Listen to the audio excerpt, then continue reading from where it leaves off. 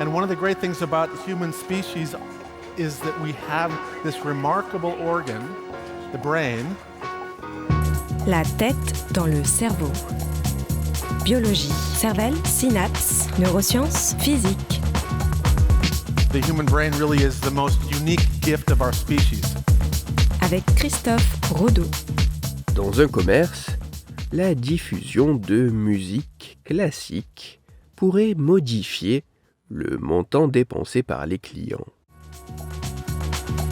La tête dans le cerveau.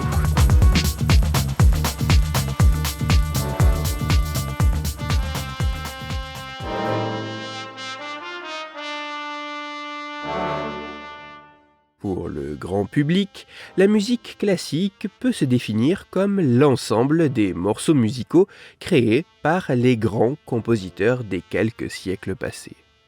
Pour le non-spécialiste, la musique classique serait donc un concept proche d'un musée musical imaginaire où il serait possible de retrouver les grandes œuvres et compositeurs de l'histoire occidentale.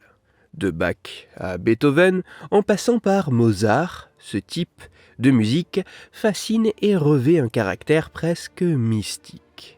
Même si l'idée selon laquelle écouter de la musique classique pourrait rendre plus intelligent a été construite à partir de l'exagération et de la déformation de travaux scientifiques qui, en réalité, n'ont jamais vraiment pu être reproduits, des personnes continuent de voir en ce type de musique un certain potentiel.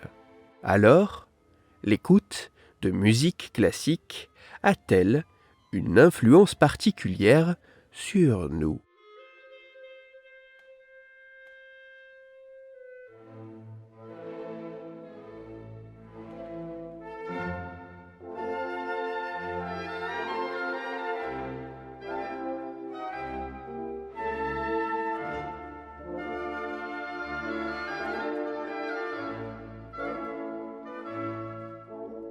Afin de s'intéresser à l'impact potentiel de la musique classique sur nos comportements, des chercheurs britanniques ont mené une expérience dans un restaurant. Au cours de 18 soirées, les chercheurs ont diffusé soit de la musique classique avec notamment des extraits des 4 saisons de Vivaldi, de la Water Music de Handel ou de la valse de l'empereur de Strauss, soit de la musique de variété avec des morceaux tout aussi connus datant du milieu des années 80 au début des années 2000, en passant de Ricky Martin à Britney Spears, soit aucune musique, et ceci pendant les repas d'un réel restaurant d'une petite ville située à l'ouest du Leicestershire au Royaume-Uni. Au total, sans même le savoir, près de 400 clients ont participé à cette expérience pour laquelle, à l'exception de l'ambiance musicale, tous les éléments du restaurant tels que l'éclairage, la décoration, la température et le menu étaient identiques. Lors de cette étude, les scientifiques ont comparé en fonction du type de musique diffusée les dépenses effectuées par les clients, que cela soit pour chaque élément du repas, entrée, plat, dessert, café, boisson, ou pour le montant global moyen dépensé. Les résultats de cette expérience sont particulièrement intéressants.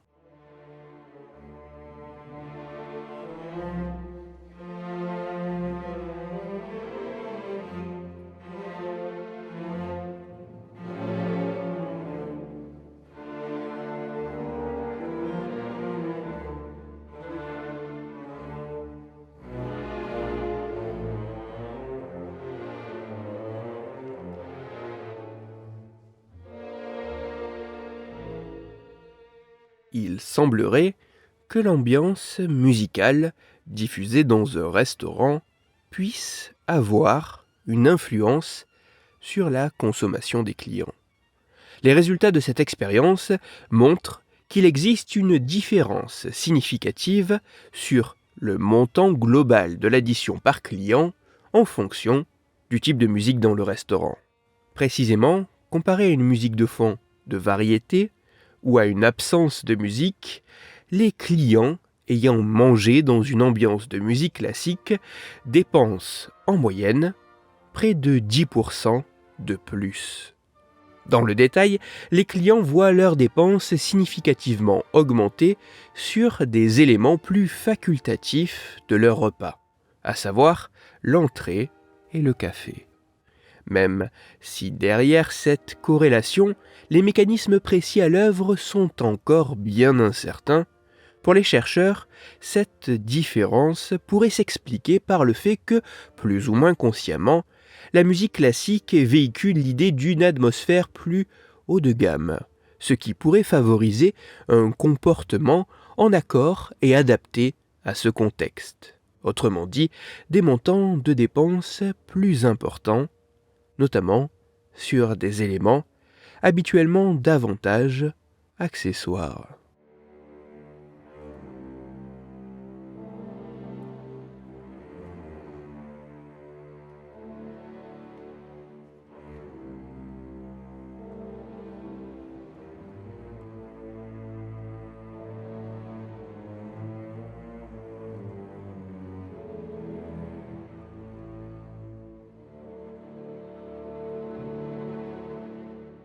La musique classique peut se définir de manière assez générale et populaire comme l'ensemble des morceaux musicaux créés par les grands compositeurs des quelques siècles passés.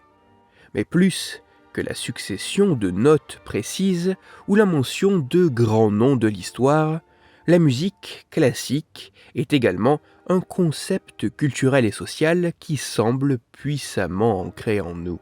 Un concept qui irait même jusqu'à pouvoir influencer notre comportement. Dans un contexte de consommation, la diffusion de musique classique pourrait favoriser les dépenses effectuées par les clients. Toutes les références scientifiques m'ayant servi à écrire cette chronique se trouveront sur mon site. Cerveau en argot. Vous y retrouverez notamment l'article scientifique qui à plusieurs égards est très intéressant et que je vous invite, si vous en avez la possibilité, à lire dans le détail. Bien qu'intéressants, ces résultats demandent encore à être reproduits par d'autres chercheurs sur des individus différents dans des contextes plus variés.